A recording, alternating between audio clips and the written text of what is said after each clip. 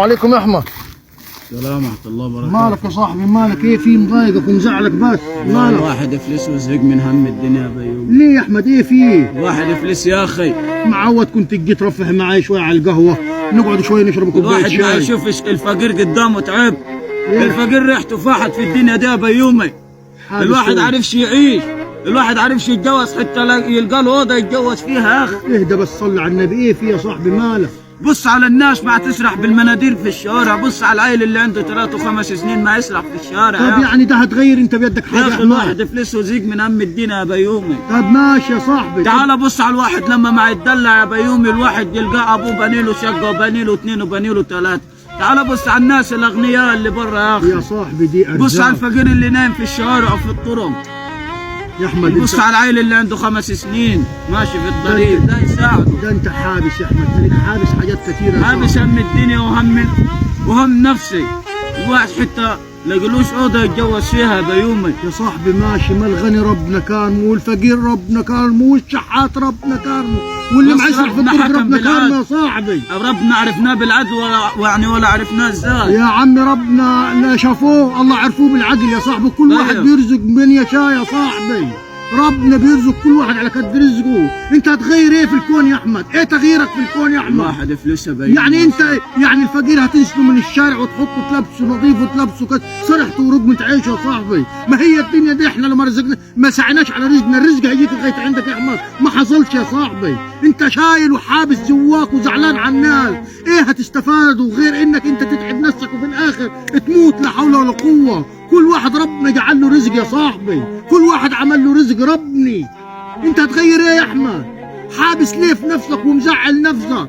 مزعل ليه؟ مزعل على الناس. طب ما كل واحد حاله من بعض، ما انا حالي زي حال الناس. كلنا ناس بسطة وكلنا ناس فقراء وكلنا ناس بس بنجري على لقمة عيشنا يا صاحبي. كل واحد بيجري على لقمة عيشه.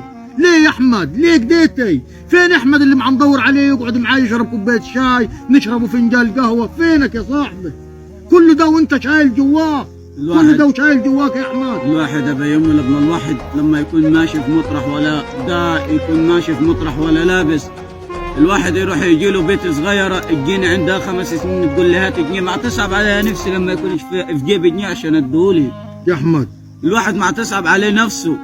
الناس دي ما لقياش مكان تنام فيه يا صاحبي. انا معاك. يعني اللي معاه يدي ربنا رازقه، عارف ربنا معاه يدي. انا اتفق معاك يا صاحبي، اتفق يدي يا اخي. انا اتفق معاك انه اصحاب المصانع اللي معاهم مصانع ويشغلوا الناس دي، اللي عاوز يشتغل يا صاحبي، اللي مثلا اصحاب المصانع في شغلانه في دي في فعلا انا اتفق معاك.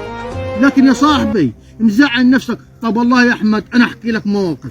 والله في ناس ممكن لا مؤاخذه شحاته ولا مؤاخذه ومش شحاتي وتلقى معاها فلوس الدنيا اكتر مني ومنك، اكتر مني ومنك يا صاحبي، اكتر منه ومنك. هتزعل عليه يا احمد؟ وين تستاهل تزعل عليه؟ ايه تستاهل تزعل عليه انت؟ كله ده يا احمد ونقول لك 3 ايام ما جيش ولا ظاهرش. نسال عليك في البيت يقول له ده طلع، نسال عليك في البيت يقول له ده نايم، نسال عليك في البيت يقول له ده ما عرفش راح فين. الواحد اتكسر للدنيا يا بيومي. الواحد اتكسر يا بيومي يا صاحبي. هو حال الدنيا يا بيومي. يا صاحبي هو حال الدنيا. ظهرنا ربنا وسندنا ربنا يا صاحبي. الواحد يمشي في الزينة بيومي يقول لي مشى في الغلط. ما هي حال الواحد الدنيا. يمشي يعمل الزينة بيومي برضه يسيئوا في وراه برضه بالغلط. بص يا صاحبي، يا صاحبي اللي هيتكلم في قفاك هيتكلم عليك بالزين وهيتكلم عليك بالخير. والله العظيم لو ما تصلي تاخذ فكره شين علينا. بص يا احمد والله لو ما تصلي على سجادي، لو ما تصلي على سجادة هيقول فيك، لو ماشي في حالك ما يقول فيك. هو حال الدنيا يا احمد. والفقراء ربنا كريمهم والاغنياء ربنا كريمهم واحنا ربنا كريمني، وكل واحد ليه رزق يا صاحبي، كل واحد ليه رزق.